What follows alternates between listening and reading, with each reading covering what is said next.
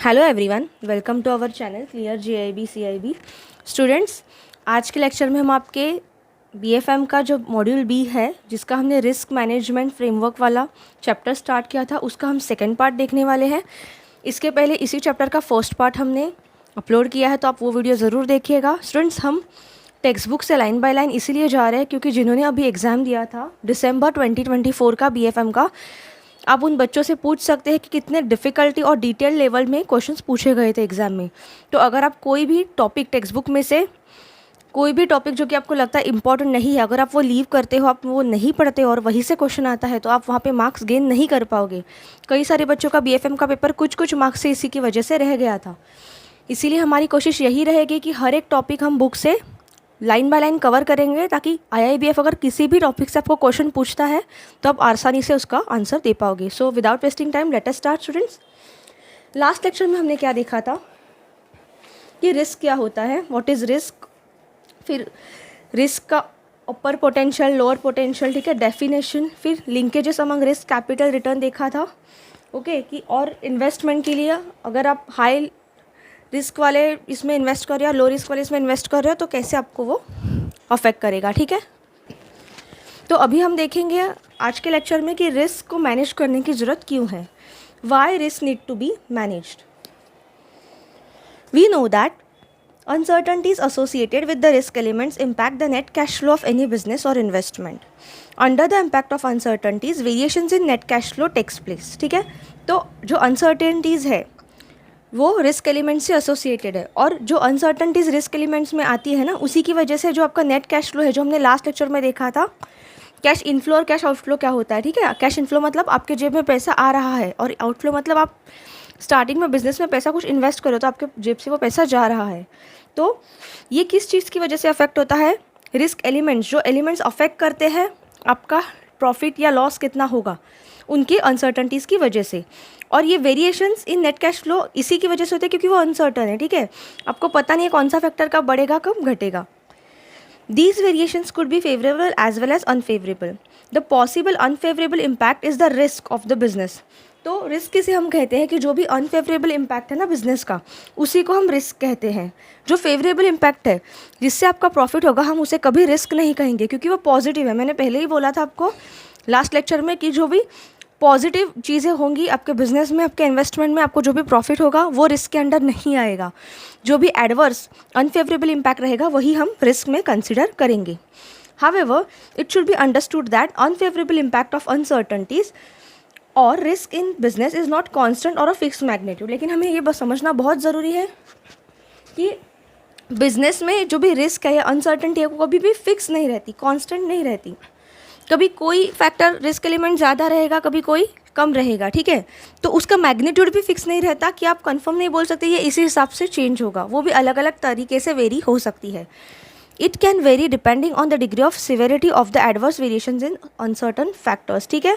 तो जो uncertain factors है, जो फैक्टर्स सर्टन नहीं है, ठीक है, जिनकी वजह से आपके बिजनेस को रिस्क क्रिएट हो रहा है, उनकी अनसर्टनटी, उनकी डिग्री ऑफ सीवियरिटी में एडवर्स वेरिएशन अनसर्टन वे में आना, ठीक है। जैसे कि अगर आप कहीं से कुछ मैन्युफैक्चर की प्रोडक्ट आप अगर बेच रहे हो, ठीक है, अगर आप सपोज प्रोडक्ट बेस्ड इंडस्ट्री में बिजनेस कर रहे हो, ठीक है, तो आपने कहीं से कुछ चीज़ें खरीदी, ठीक है, तो जिस वैल्यू में आपने खरीदी, परचेसिंग कॉस्ट में आपने खरीदी, तो ज़रूरी नहीं वो सेम रहेगी, वो कभी कम रहेगी कभी ज़्यादा रहेगी। फिर उसके ऊपर हमने लास्ट लेक्चर में देखा था एडमिनिस्ट्रेटिव कॉस्ट आपको देनी पड़ती है, आपको ट्रांसपोर्टेशन कॉस्ट देनी पड़ती है। तो ज़रूरी नहीं कि वो एडमिनिस्ट्रेटिव कॉस्ट, ट्रांसपोर्टेशन कॉस्ट हमेशा सेम हो सकता है वो ट्रांसपोर्टेशन कॉस्ट अलग अलग हो, उसका जो मैग्नीट्यूड है वो डिफरेंट वे में वेरी हो। तो ये जो कुछ फैक्टर्स है जो कि अनसर्टन है, ये डिपेंड करते हैं कि जो एडवर्स वेरिएशंस होंगे आपके प्रॉफिट में या आपके लॉस में वो कितने होंगे, ठीक है। To clarify the point, let us consider the example of simple trading business that involves the purchase of goods for sale with some administrative and transportation cost. तो ये कॉन्सेप्ट समझने के लिए एक समझते हैं एक ट्रेडिंग बिजनेस का एक सिंपल एग्जांपल लेके, जिसमें हमने ये बिज़नेस करने के लिए कुछ गुड्स हमें खरीदने हैं और उस पे ऊपर हमें कुछ एडमिनिस्ट्रेटिव और ट्रांसपोर्टेशन कॉस्ट पे करनी है। Apparent uncertainties in the business would include variations in sales volume, unit price realization, purchases and other cost, ठीक है।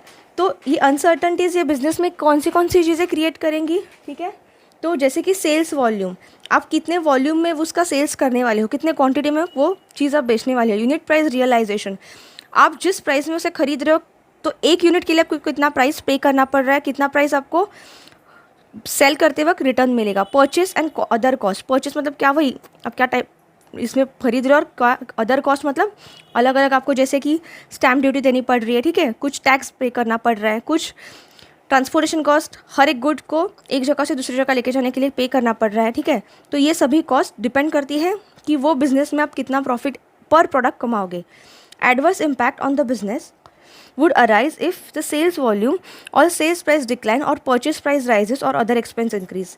तो इनमें से कोई भी फैक्टर अगर कम या ज़्यादा होता है, जैसे कि सेल्स वॉल्यूम अगर कम हुआ, सेल्स प्राइस डिक्लाइन हुआ, या परचेस प्राइस मतलब अगर सेल्स प्राइस आपका कम हुआ तो आप ज़्यादा मार्जिन में उससे प्रॉफिट नहीं कमा पाओगे। परचेस प्राइस अगर इंक्रीज़ हुआ फिर भी आपको लॉस होगा, क्योंकि अगर जैसे कि हमने लास्ट लेक्चर में देखा था, ठीक है, कि एक प्रोडक्ट आप सपोज 80 रुपीज़ का उसका आपने परचेस प्राइस है और आप उसे सेल कर रहे हो 100 में, तो यहाँ पे आपका सिर्फ 20 रुपीज़ का मार्जिन है। लेकिन अगर ये परचेस प्राइस बढ़ के 90 रुपीज़ होता है और आपका सेलिंग प्राइस सेम ही रहता है, तो यहाँ पे आपका मार्जिन कम हो जाएगा ना, पर प्रोडक्ट 10 रुपीज़, और इसके ऊपर आप अदर कॉस्ट भी पे करोगे, तो जो अदर कॉस्ट पे करोगे वहाँ पे आपको और आपका जो मार्जिन है वो कम हो जाएगा, ठीक है, मतलब आपका बिजनेस में प्रॉफिट कम हो जाएगा। Similarly in a situation where the unit price falls under purchase have been made, the business would incur loss. If purchase quantity is less or unit price rises with a short time, the loss suffered in the business would low, perhaps the absorbs in the profit। अगर आपका purchase price same है और selling price बढ़ जाएगा तो वो case में आप ज़्यादा प्रॉफिट कमा पाओगे। तो ये डिपेंड करता है ये फैक्टर्स पे, ठीक है, और ये कुछ भी फिक्स नहीं होता, ठीक है, ये सब फैक्टर्स रहते हैं अनसर्टन, ठीक है। ये सब हमने लास्ट लेक्चर में सेम एग्जांपल डिस्कस किया था students. However if the purchase quantity is more, unit price realisation remains low over a considerable period, the unit price has undergone the structural change and losses can be severe, ठीक है, and may wipe out the capital invested in the business. तो इसका मतलब है कि आपको जो जिस क्वांटिटी में आप खरीद रहे हो चीज़ें और जिस क्वांटिटी में आप बेच रहे हो उसका एक प्रॉपर रेशो होना चाहिए, ताकि आप सब मैनेज करके प्रॉफिट कमा पाओ। जैसे कि जितने में आप क्वांटिटी में आप परचेस कर रहे हो, ठीक है, यूनिट प्राइस रियलाइजेशन, एक प्रोडक्ट के पीछे आपको कितना कॉस्ट पड़ रहा है, आपके जेब से कितना पैसा जा रहा है, ठीक है, चाहे उसका परचेसिंग हो, चाहे उसके ऊपर अदर कॉस्ट, आपको एडमिनिस्ट्रेटिव कॉस्ट हो, ट्रांसपोर्टेशन कॉस्ट हो, पे करनी पड़ रही हो, और आप कितने में वो प्रोडक्ट बेच रहे हो, ठीक है। तो ये सभी चीज़ें आपके पर प्रोडक्ट के मार्जिन पे, प्रॉफिट पे डिपेंड करेगी, और आपने जितना कैपिटल बिजनेस में इन्वेस्ट किया है उसके हिसाब से कि आपको प्रॉफिट मिलेगा या नहीं, ये सभी चीज़ें उस पर डिपेंड करती है, ठीक है। तो ये एक एग्जांपल था ट्रेडिंग बिजनेस का, ठीक है, कोई भी आप चीज़ें गुड्स आप सेल कर रहे हो, ठीक है, तो आप कैसे कर पाओगे। हमने लास्ट लेक्चर में डिस्कस किया था स्टूडेंट्स कि जो भी आप गुड्स वाले बिजनेस जो है वो एक तरीके का आप लो रिस्क बिजनेस बोल सकते हो, क्योंकि शेयर मार्केट में अगर आप पैसे डालते हो तो वो हाई रिस्क वाला है, वहाँ पे जो प्रॉफिट कमाने का जो टाइम है, प्रॉफिट जो आप अर्न कर सकते हो उसका भी रेशो ज़्यादा है और लॉस का भी ज़्यादा है, क्योंकि वो रिस्क हाई है। लेकिन अगर आप प्रोडक्ट बेस्ड बिजनेस में पैसे इन्वेस्ट कर रहे हो तो वहाँ पे आपको हर प्रोडक्ट के ऊपर एक एक चीज़ का मार्जिन निकाल के ये करना पड़ेगा। सो डेफिनेटली वहाँ पे आपका it is a low risk business, वहाँ पे ज़्यादा रिस्क नहीं है और प्रॉफिट मार्जिन भी ज़्यादा नहीं है, ठीक है। तो इन सभी चीज़ों को देख के एक बोल सकते हैं the criticality of risk management in management process of any organisation becomes apparent when viewed from the angle of very survival of organisation, particularly in severely adverse business situations, ठीक है। तो जो रिस्क मैनेजमेंट की criticality है वो बहुत important हो जाती है जब अगर आपको बिजनेस में अपने पैसा डाला है और आपको सर्वाइव करना है, ठीक है, चाहे कितनी भी एडवर्स सिचुएशन आए, आपको अगर रिस्क मैनेज करनी है तो उसे स्टार्टिंग से आपको ठीक से मैनेज करना पड़ेगा, ठीक है। ये बहुत क्रिटिकल है, बहुत इंपॉर्टेंट है from every angle for the organisation. In such situation the cash flows affected and losses may be high enough to wipe out the capital employed in the business resulting in its bankruptcy. So अगर आपको business अच्छे से चलाना है और bankrupt नहीं होना है, आपका जो भी पैसा आपने इन्वेस्ट किया है उसके हिसाब से कैपिटल कमाना है और बैंकरप्ट नहीं होना है तो इम्पॉर्टेंट है रिस्क को पहले से ही मैनेज करो, ठीक है। सच ए सिचुएशन में be avoided if the loss potential of the business can be control. Loss potential of the business मतलब पहले से ही अगर आप प्रेडिक्ट करो कि मेरा बिजनेस में मैंने इतने पैसे इन्वेस्ट किए हैं और इतना लॉस हो सकता है, तो उससे पहले से ही अगर आप मैनेज करके रखो वो अमाउंट जो हमने लास्ट टाइम देखी थी कि कैपिटल रिक्वायर्ड, कैपिटल मतलब रिस्क कवरेज, आप जो भी रिस्क है अमाउंट की जो कि लॉस हो सकता है उसे पहले से अगर आप साइड में सेव करके रखते हो तो लॉस पोटेंशियल अगर होता भी है तो आप बैंकरप्ट नहीं होंगे। The loss potential of a business is strongly correlated to the uncertainties of a business factors and it is outcome of the adverse impact, ठीक है। तो लॉस पोटेंशियल डायरेक्टली कोरिलेट करता है, डायरेक्टली प्रोपोर्शनल होता है uncertainties से, ठीक है, कि कौन से फैक्टर्स आपके बिजनेस को अफेक्ट करेंगे। In other words, the loss potential of a business is correlated to the risk of a business and therefore the risk exposure of the business needs to be managed so as to limit the potential losses in adverse situations so that the organization can absorb the losses. That means अगर loss potential ये uncertain factors की वजह से हो रहा है तो पहले से ही उसे आप साइड में रखो, रिस्क को मैनेज करो, ताकि बिजनेस अगर कल उठ के रिस्क के लिए एक्सपोज हो भी जाता है तो भी एडवर्स सिचुएशन में आपका बिजनेस सर्वाइव करेगा, बैंकरप्ट नहीं होगा, क्योंकि आपने ऑलरेडी उसके लिए कैपिटल साइड में निकाल के रख दिया है, ठीक है। यही कॉन्सेप्ट वो बार बार यहाँ पे बता रहे हैं कि रिस्क को कैसे आपको मैनेज करना है, ओके। नेक्स्ट देखते हैं important, while the measure of potential losses in severely adverse situations determine the adequacy for capital continuity, losses arising on account of risk in a business nevertheless have to be accounted। तो loss तो होगा ही, क्योंकि आप confirm नहीं बोल सकते कि मैं बिजनेस में मैंने पैसा डाला और मुझे हमेशा प्रॉफिट होगा, नहीं, हर एक बिजनेस में, हर एक लाइफ के चीज़ में रिस्क होता ही है, तो उसको आपको पहले ही मैनेज करना है। वो रिस्क को अगर आप पहले ही कवर करते हो तो चाहे कितना भी लॉस हो जाए you can survive. This is done by treating the cost of the business. तो बिजनेस में कितनी कॉस्ट है उसके ऊपर डिपेंड करेगा, और आप लो रिस्क बिजनेस में पैसे इन्वेस्ट कर रहे हो, हाई रिस्क बिजनेस में पैसे इन्वेस्ट कर रहे हो। There is a probability of loss associated with all risk, ठीक है, सभी तरीके के रिस्क से लॉस तो होगा ही। This is factored into pricing. तो इसे हम किस वे में रिकवर कर सकते हैं, किस वे में हम इसे पहले ही साइड में निकाल सकते हैं, उसी को कहेंगे प्राइसिंग, ठीक है, the risk pricing. This is the another aspect of risk management process which is not only identifies the various risk in business and revenue model but also estimates the probability of loss. तो मतलब जितनी भी business में आपके probability है loss होने की, तो उसके लिए उसके हिसाब से आप पहले से उसका प्राइसिंग कर लो। आपने कितना कैपिटल बिजनेस में डाला है, कितना अमाउंट आपका इन्वेस्ट किया है, उसके हिसाब से आप लो रिस्क बिजनेस में पैसे डाल रहे हो या हाई रिस्क बिजनेस में पैसे डाल रहे हो, उसके हिसाब से कितना रिस्क मैक्सिमम, कितना पैसे का लॉस हो सकता है, प्रोबेबिलिटी ऑफ लॉस, अकॉर्डिंगली उसका प्राइसिंग करो, उतनी अमाउंट आप साइड में पहले से ही रख दो। तो इससे क्या होगा, अगर आपका बिजनेस कल उठ के रिस्क में आता भी है, जो कि आता ही है, हर एक बिजनेस को रिस्क रहती है, तो आप उसमें बैंकरप्ट नहीं होगे आप, क्योंकि आपने पहले से ही वो उसका प्राइसिंग करके रख दिया है। It may be noted that this process is critical as over estimation of loss on account of risk result in over pricing in the loss of business. ये कॉन्सेप्ट हम समझते हैं स्टूडेंट। और under estimation of loss result in the lowering of profits. देखिए ये एक example से समझते हैं स्टूडेंट्स। देखिए यहाँ पे वो क्या कह रहे हैं, जो रिस्क प्राइसिंग वाला जो कॉन्सेप्ट है ना, मतलब अगर आपको पता है कि ये मेरा रिस्क का इतना रिस्क मुझे होने ही वाला है, तो आप जब बिज़नेस कर रहे हो ना, तब आप वो प्रोडक्ट के वैल्यू में वो ऐड करके ही सेल करो। जैसे कि सपोज़ मैंने 100 रुपीज़ का प्रोडक्ट मुझे बेचना है और मुझे पता है पर प्रोडक्ट मुझे अप्रॉक्सीमेटली 20 रुपीज़ का रिस्क हो सकता है, तो मैं यहाँ पे जो रिस्क प्राइसिंग है, रिस्क वाला जो अमाउंट है वो पहले ही प्रोडक्ट में ऐड करके 120 रुपीज़ के लिए वो प्रोडक्ट बेचूंगी। तो इससे क्या होगा, प्रोडक्ट की जो प्राइस है वो बढ़ गई, प्रोडक्ट की प्राइस बढ़ गई, तो ये क्या हो जाएगा, ओवर प्राइसिंग हो जाएगा। तो हो सकता है कि जो लोग 100 रुपीज़ में मेरा प्रोडक्ट खरीद रहे थे वो 120 रुपीज़ में ना खरीदे, क्योंकि मार्केट में कोई और ऐसे कॉम्पिटिटर्स रहेंगे जो कि सेम प्रोडक्ट सेम क्वालिटी का 100 रुपीज़ में बेच रहे हैं, क्योंकि मैंने यहाँ पे मेरा रिस्क वाला ये ऐड कर दिया, क्योंकि जो मुझे पता है 20 रुपीज़ का रिस्क पर प्रोडक्ट में सफ़र कर सकती हूँ, तो मैंने वो ऐड कर दिया। या ऐसे भी हो सकता है कि आपको पता है सपोज़ 20 रुपीज़ का रिस्क है और आपने एटलीस्ट कम से कम इसमें से कुछ अमाउंट आप सोच रहे हो कि मैं इससे कवर कर दूँ, ताकि कुछ तो अमाउंट मैं रिस्क का कवर करूँ। तो आपने ये 100 रुपीज़ का प्रोडक्ट 105 रुपीज़ में भी अगर बेचा, ठीक है, तो मतलब रिस्क कितने की है, 20 रुपीज़ की, लेकिन बेच कितने में रहे हो, 105 में, तो सिर्फ 5 रुपीज़ का रिस्क कवर हुआ। तो बाकी के 15 रुपये का जो रिस्क आपको है, हो सकता है पर प्रोडक्ट, वो आप अमाउंट में कवर नहीं कर रहे हो। तो ये क्या हो जाएगा, अंडर एस्टिमेशन ऑफ प्राइस, ठीक है। मतलब क्या, कि जितना आपको पता है कि इतना रिस्क में मेरा प्रोडक्ट जा सकता है, लेकिन आप उसके हिसाब से वैल्यू ऐड नहीं कर रहे हो, तो ये भी रिस्क है कि अगर आप कम में बेच रहे हो तो आप वो रिस्क के लॉस से रिकवर नहीं कर पाओगे। अगर आप ज़्यादा में बेच रहे हो तो ओवर प्राइसिंग के डर से पब्लिक नहीं आपका प्रोडक्ट खरीदेगा। तो ये दोनों टाइप के रिस्क है। तो इसीलिए जो रिस्क प्राइसिंग का कॉन्सेप्ट है ना स्टूडेंट्स, उसे आपको बहुत वाइजली मैनेज करना है। किस हिसाब से आप अपने प्रोडक्ट में या अपने जो भी आप बिज़नेस में पैसे इन्वेस्ट कर रहे हो, आप बिज़नेस कर रहे हो, उसमें अपने वो रिस्क का प्राइस ऐड करके बेचना है, ताकि ना ओवर प्राइसिंग हो ना अंडर प्राइसिंग हो। ठीक है, यही कॉन्सेप्ट उन्होंने यहाँ पे बोला है। और RAROC अफेक्ट करेगा, मतलब under estimation of losses on other hand may result in lowering of profits which would affect RAROC।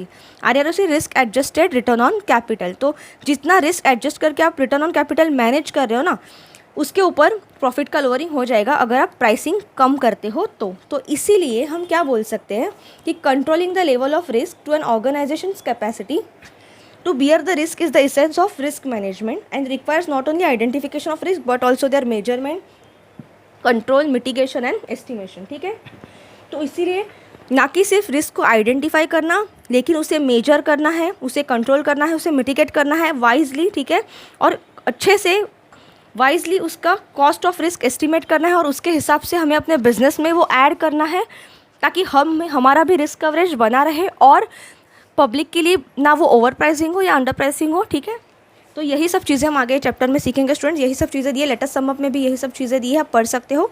अभी जल्दी से जाते हैं हम चेक योर प्रोग्रेस कुछ MCQs की तरफ। Investment in post office time deposit is what? Zero risk investment, low risk investment, medium risk investment या हाई रिस्क इन्वेस्टमेंट? देखिए, पोस्ट ऑफिस वाला इन्वेस्टमेंट क्या होता है, यहाँ पे जब आप पैसे डाल रहे हो, ठीक है, आपका कुछ फिक्स अमाउंट डाल रहे हो, तो क्या वो अमाउंट का प्रिंसिपल कम होने का आपको रिस्क है? नहीं, ये तो आपको कंफर्म पता है जो अमाउंट आपने डाला है। अगर आपने 10,000 इन्वेस्ट किया तो 10,000 प्रिंसिपल आपको वापस मिलेगा, उसके ऊपर कुछ पर्टिकुलर इंटरेस्ट रेट आपको ऐड करके पोस्ट ऑफिस स्कीम में दे देंगे। ठीक है, तो इसका मतलब है यहाँ पे ज़ीरो रिस्क है। ठीक है, आपको ज़्यादा प्रॉफिट तो नहीं मिल रहा है लेकिन लॉस भी नहीं हो रहा है, तो it is zero risk investment. Second है zero risk investment implies what? It implies zero variation in net cash flow of investment. ठीक है, तो वेरिएशन मतलब क्या? अगर हाई रिस्क बिजनेस में हम पैसे डालते हैं तो प्रॉफिट भी हाई हो सकता है और लॉस भी हाई हो सकता है, जैसे कि शेयर मार्केट, म्यूचुअल फंड। ठीक है, लेकिन जीरो रिस्क मतलब क्या? जहाँ पे जो रिस्क फैक्टर्स है वो ज़्यादा वेरिएशन देंगे ही नहीं, वो वेरिएशन ही देंगे नहीं, तो इसीलिए आपको प्रॉफिट भी बहुत कम मिलेगा। Which of the following statement is correct? तो इसमें से करेक्ट स्टेटमेंट बताना है आपको स्टूडेंट्स। फर्स्ट ऑप्शन है higher the risk higher would be the premium. Yes, it is the correct. ठीक है, रिस्क अगर ज़्यादा है तो प्रीमियम भी हाई रहेगा। ठीक है, अगर आपको हाई रिस्क बिजनेस में आप पैसा डाल रहे हो तो आपको हाई रिटर्न्स भी मिलेंगे, लेकिन आपको हाई अमाउंट भी डालनी पड़ेगी। नेक्स्ट है which of the following statement is correct? तो इसका करेक्ट ऑप्शन आपको बताना है students.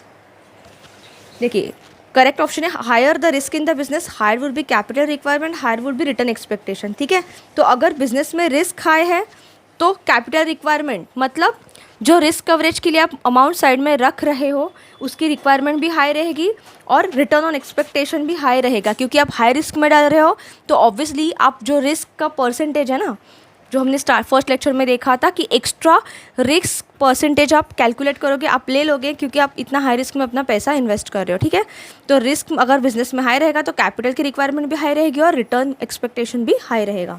The most critical function of risk management is what? ठीक है, तो इसका करेक्ट आंसर है तो controlling the level of risk to the organisation's capacity, क्योंकि कोई भी ऑर्गेनाइजेशन की कैपेसिटी की जो रिस्क की लेवल है ना उसे कंट्रोल करना ही बहुत इंपॉर्टेंट और क्रिटिकल फंक्शन है। नेक्स्ट MCQ देखते हैं।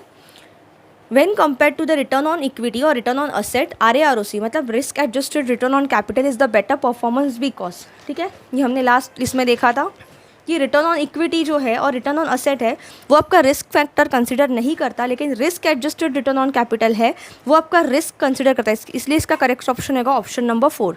It takes into account the risk undertaken by organisation to get the returns. तो ऑब्वियसली आप जब रिस्क को आइडेंटिफाई करके उसके हिसाब से आप अपने कैपिटल रिटर्न एडजस्ट करोगे तो उसी टाइम पे वो ज़्यादा बेनिफिशियल रहेगा as compare to ROE and ROA। ठीक है, तो स्टूडेंट्स ये थे कुछ MCQs। आगे देखते हैं, टॉपिक अभी तक ख़त्म नहीं हुआ है।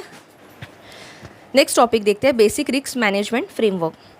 The basic consideration that should be taken into account for designing the risk management framework in an organisation are. ठीक है, तो अभी देखेंगे कि कैसे कोई भी ऑर्गेनाइजेशन में आप रिस्क मैनेजमेंट फ्रेमवर्क फॉलो करोगे, कैसे वो ऑर्गेनाइजेशन के होने वाले बिजनेस के रिस्क को आप मैनेज करोगे। Management of risk is a major concern for top management. Successful implementation of risk management process emanates from the top management and the main challenge centers on the facilitating implementation of risk and business policies. ठीक है, तो कोई भी organisation में सबसे बड़ा challenge क्या होता है कि अगर जो रिस्क है, रिस्क मैनेजमेंट को इम्प्लीमेंट करना, ताकि इम्पॉर्टेंट है कि बिजनेस की पॉलिसीज़ भी साइमल्टेनियसली इम्प्लीमेंट हो और उसमें रिस्क मैनेजमेंट का इम्प्लीमेंटेशन भी हो. The modern practices consist of setting risk limits based on economic measures of risk while ensuring the best risk adjusted return. ठीक है, तो बिजनेस में बेस्ट रिस्क एडजस्टेड रिटर्न आपको पहले से ही प्लान करना है. ठीक है, उसके लिए कई सारे मॉडल्स हैं, वो हम आगे देखेंगे. With help of available capital, management of risk begins with their identification and quantification. ठीक है, तो रिस्क को आइडेंटिफाई भी करना और क्वांटिफाई भी करना. आइडेंटिफाई मतलब कौन से फैक्टर से रिस्क हो सकता है, आपको लॉस हो सकता है, और क्वांटिफाई मतलब कितने क्वांटिटी में हो सकता है. It is the only after risk are identified and measure that we may decide to accept the risk and accept the risk at a reduced level. ठीक है, तो ये सब पहले चीज़ें हमें ठीक से अंडरस्टैंड करनी है, इसको पहले से ही हमें कैलकुलेट करना है और फिर जाके हमें वो मैनेज करने की प्रोसेस में घुसना है.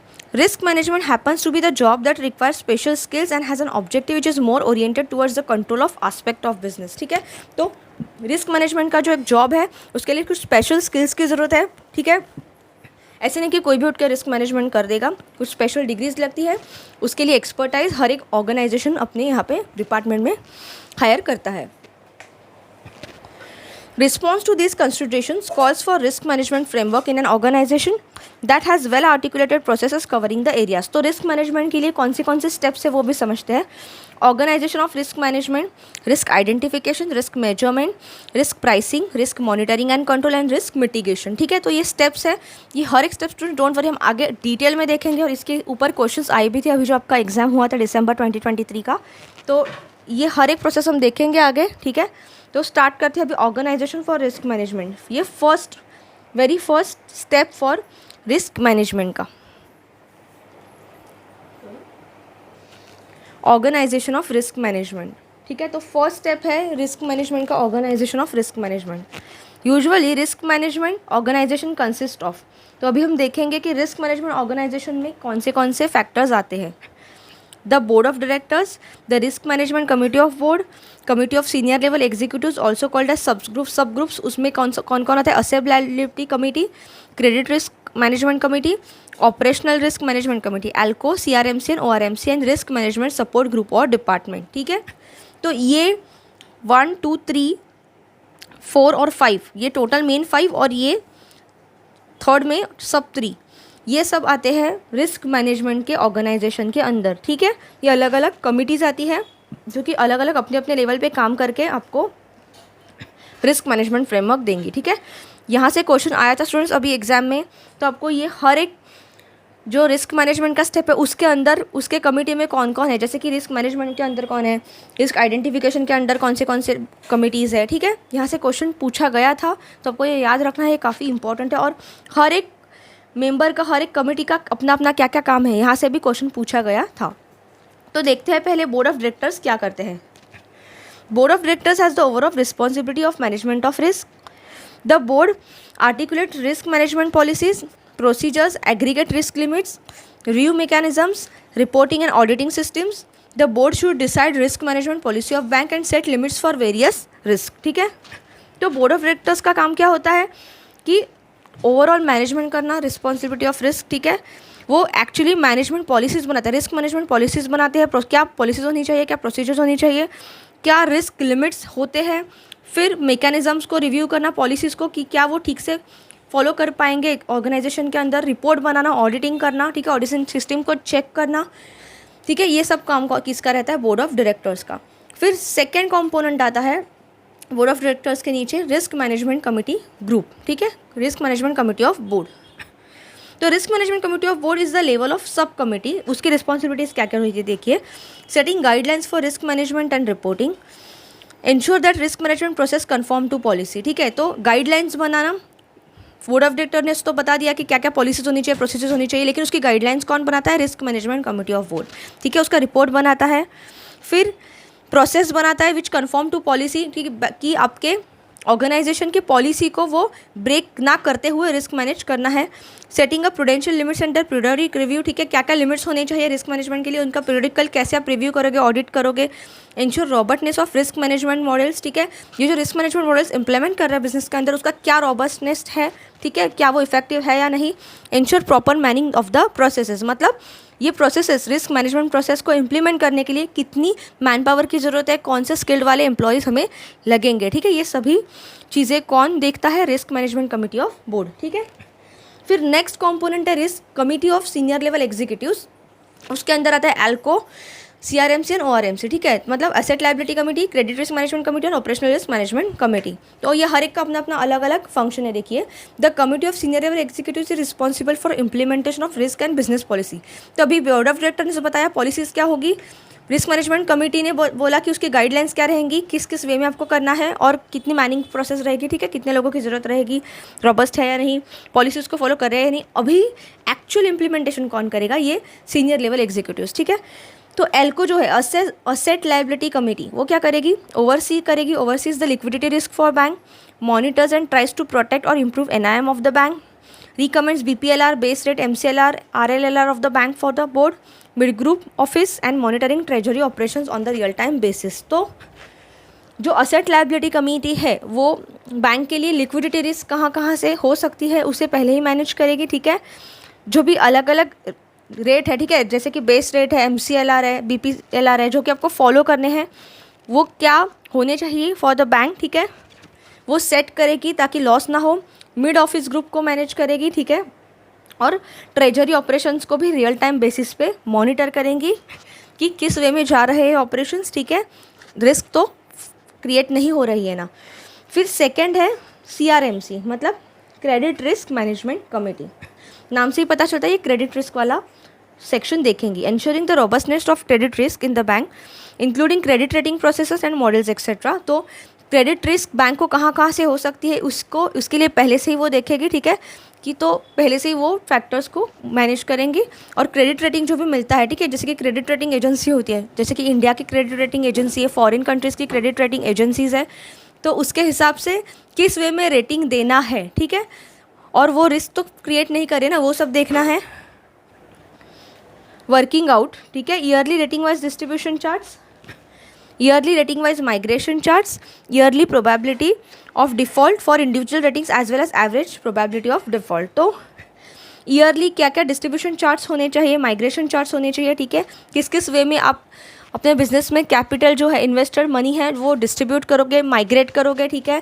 तो जो एरिया में रिस्क ज़्यादा है वहाँ पे आप ज़्यादा पैसे नहीं डालोगे, कम पैसे डालोगे ताकि कम से कम लॉस हो, ठीक है। प्रोबेबिलिटी ऑफ डिफ़ॉल्ट को एसेस करोगे, ठीक है। Conducting portfolio analysis for retail loan assets, ठीक है, रिटेल लोन के जो असेट्स दिए हैं, ठीक है, रिटेल में जितने भी लोन दिए हैं उसके ऊपर रेगुलरली पोर्टफोलियो एनालिसिस करना है कि कोई डिफ़ॉल्ट तो नहीं हो रहा है, कोई बैंकरप्ट तो नहीं हो रहा है जिसे लोन दिया है। फिर clears any new credit products processes put up by business units, ठीक है, तो कोई भी अगर न्यू क्रेडिट प्रोडक्ट्स अगर लॉन्च किए हैं तो उसमें से अगर रिस्क है तो उसे पहले ही क्लियर करना है, ठीक है। नेक्स्ट है ORMC, मतलब ऑपरेशनल रिस्क मैनेजमेंट कमेटी, तो ये ऑपरेशनल रिस्क वाला फैक्टर देखता है। Ensuring the robustness of operational risk of bank, analysis of frauds in the bank comes out with the risk mitigating measures for non recurrent of such nature, clears any new products processes other than credit put up by business units. तो bank के लिए जहाँ से भी operational risk हो सकती है, ठीक है, ऑपरेशनल रिस्क मतलब कि जो भी डेली का वर्किंग कल्चर चल रहा है, जो भी फिजिकल वर्किंग चल रहा है, वहाँ पे कुछ ऑपरेशनल लेवल में रिस्क है, जैसे कि एम्प्लॉय अगर ठीक से काम नहीं कर रहे हैं या कुछ इम्प्लीमेंटेशन के केस में ऑपरेटिंग, जब आप एक्चुअली प्रोसेस इम्प्लीमेंट कर रहे हो तो ऑपरेशनल करते वक्त कुछ रिस्क आ रहे हैं, कुछ फ्रॉड्स होने के चांसेस है अगर बैंक में, ठीक है, तो वहाँ पे एनालिसिस करके पहले से उसे स्टॉप करना, ठीक है। न्यू प्रोडक्ट अगर आप लॉन्च भी करो तो उसमें ऑपरेशनल रिस्क कितनी है वो देखना, ठीक है। तो ये काम है ORMC, operational risk management unit का। और लास्ट कॉम्पोनेंट है students risk management support group department, ठीक है, इसका काम क्या है देखिए। Risk management department will be headed by chief risk officer, ठीक है, CRO। Chief risk officer risk management department को हेड करता है, usually in the cadre of general manager in public sector bank. तो चीफ रिस्क ऑफिसर जो होता है, ठीक है, रिस्क मैनेजमेंट डिपार्टमेंट का हेड चीफ रिस्क ऑफिसर, वो जनरली कौन होता है, पब्लिक सेक्टर बैंक का जनरल मैनेजमेंट कैडर का पर्सन ही रिस्क मैनेजमेंट डिपार्टमेंट का हेड होता है, ठीक है। तो यहाँ से क्वेश्चन आ सकता है student, chief risk who will head the risk management department? It will be headed by chief risk officer, CRO, which will be the cadre of general manager in the public sector bank. He will have complement of qualified or skilled staff to manage the following departments. Asset liability group to look into the market risk, ठीक है। तो इनका काम क्या क्या, पहले तो वो हाईली क्वालिफाइड होना चाहिए। दूसरा है कि वो असेट लायबिलिटी ग्रुप के इसमें भी ठीक से उसका ध्यान रहना चाहिए। फिर उसके बाद में मार्केट रिस्क हो, चाहे लिक्विडिटी, इंटरेस्ट या फॉरेस्ट रिस्क हो, उसको वो ठीक से उसने ओवरव्यू करना है, ठीक है। कहीं से भी बिजनेस के लिए रिस्क अराइज नहीं होनी चाहिए। Mid office group to monitor treasury operation, उसके अंडर मिड ऑफिस ग्रुप होगा जो कि ट्रेजरी ऑपरेशंस को मैनेज करेगा।